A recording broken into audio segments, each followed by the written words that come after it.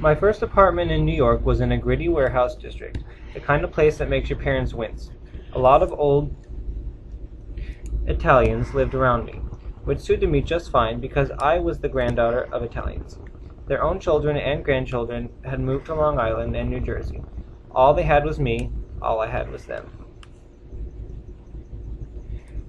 I remember sitting on a corner with a group of half a dozen elderly men who had known one another since they were boys, sitting together on this same corner, watching a glazier install a great spread of tiny glass panes to make one wall of a restaurant in the ground floor of an old building across the street.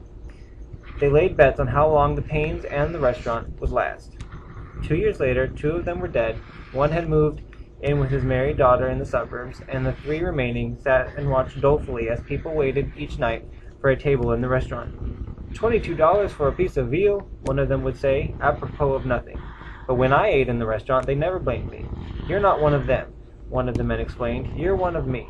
It's an argument familiar to members of almost any embattled race or class. I like you, therefore you aren't like the rest of your kind, whom I hate. Change comes hard in America, but it comes constantly. The butcher whose old shop is now an antique store sits day after day outside the piazza where I hear like a lost child.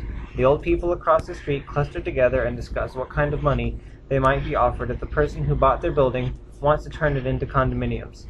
The greengrocer stocks yellow peppers and fresh rosemary for the gourmands, plum tomatoes and broadleaf parsley for the older Italians, mangoes for the Indians.